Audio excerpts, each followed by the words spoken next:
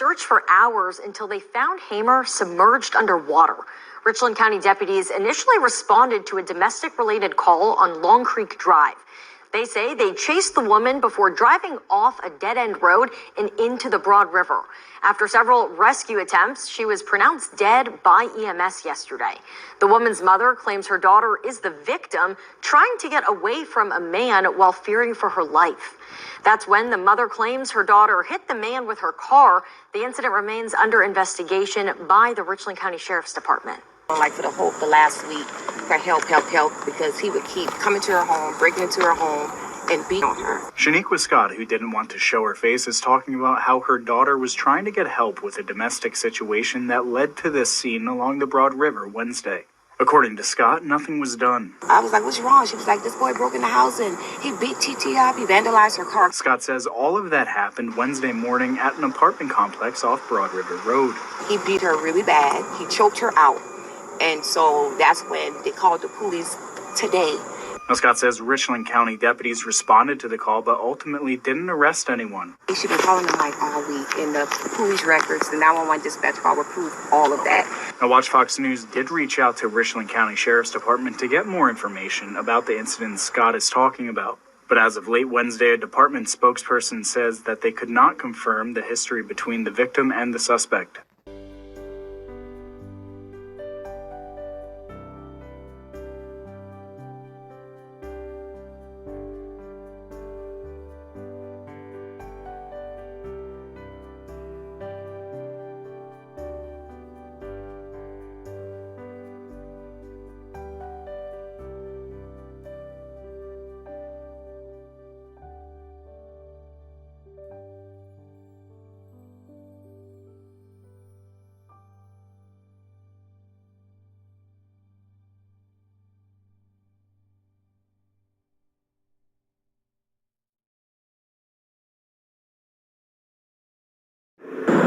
The river behind me is where Hamer died after deputies say she ran her car straight into the water.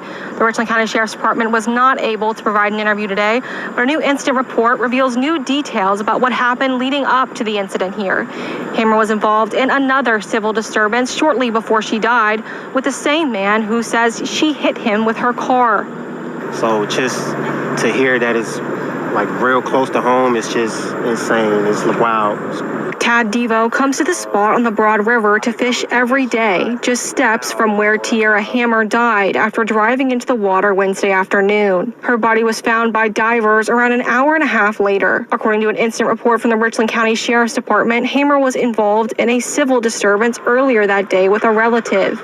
Hamer says the other person damaged her car. That person was detained for a time but ultimately released, which deputies say caused Hamer to become irate and drive off. Deputies stopped her and tried to get her to be seen by paramedics. The Sheriff's Department could not confirm why deputies suggested she get checked out, but says that she wasn't injured. The incident report said she drove away, and shortly after, the man she accused of damaging her car later called deputies and said she hit him with her car. Deputies attempted to stop her again. They say she fled down Amarest Road, which then turned into a wooded area, and she went straight into the Broad River. Devo says it's hard to believe that could happen in a place as peaceful as this. And that don't happen back here. This is a nice, peaceful area that I come to fish. Everyone comes to fish here. So a spokesperson for the RCSD also said that they can't speculate whether Hamer intentionally drove into the river, but that she drove straight down Omarest Drive past the end of it and into the water. Josie Frost, News 19, WLTX.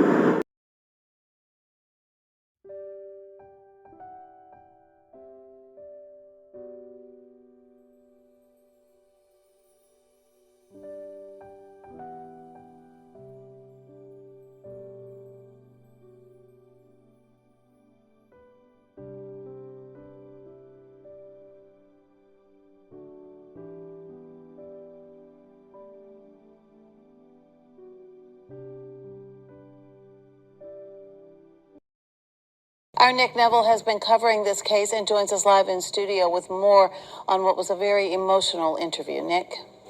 That's right, Judy and Hannah. So Hamer's mother spoke with me just hours after meeting with Richland County Sheriff Leon Lott. She says that she's hurt, broken, angry, and disappointed, and she has more questions now than answers. Her daughter, she believes, should still be alive today. It should not take me burying my baby just to be heard. Tierra Hamer's mother, Shaniqua Scott, speaking out. 23-year-old Columbia woman died last week after driving her car off a dead-end road into the Broad River, authorities say. She's sharing the heart of who her daughter was. You don't have to be quiet. You're not alone. Someone will help you. While meeting with RCSD Tuesday, Scott and her attorney reviewed body camera footage from the day of Hamer's death, last Wednesday. But they also reviewed footage from 3 days prior, on Sunday, September 8th, Hamer's birthday, when she called 911 claiming that a man Scott has identified as an ex-boyfriend had taken her keys and wouldn't give them back. In the videos, you see a young woman who is terrified, yet frustrated, that despite her many requests for help, no one came to her rescue. Hamer wanted a trespass notice, Scott says, but one was never issued. Fast forward to Wednesday, and her mother says she's in distress that no arrests have been made, crying out for help. My baby would have been here, Dad. Just listen. She was crying for help. She did what she was supposed to do. She called the people who were supposed to protect and serve her. Hamer was a helper, her mother says, and she's been hearing messages of support and condolences from all over, some from complete strangers. One young lady reached out and she was like, "Oh my God, I met your daughter," because her car caught on fire and she was having a hard time pulling her kids out the car. And she said Tierra just ran over, didn't even know her, and started helping her pull her kids out the car. And she's going to be to her funeral Saturday. Tierra was the life of the party. Her mother says she had dreams of becoming a hairdresser and also a psychiatrist. Justice, Scott says, is accountability for all involved. She also wants to see Hamer's ex-boyfriend to be charged for his involvement in this situation.